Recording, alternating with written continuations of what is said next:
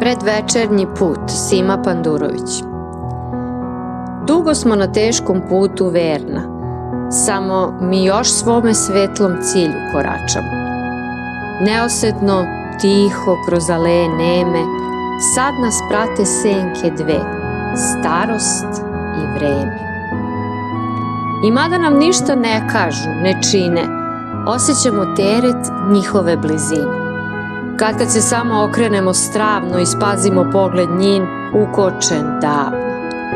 A kad pogledamo ponovo predase, iluzije drage, lagano se gase. I gomila mrtvog lišća u minutu, ko venci na kovčeg padaju po putu. I najzad nam sve to s predvečerja bleda, rasuta arija života izgleda.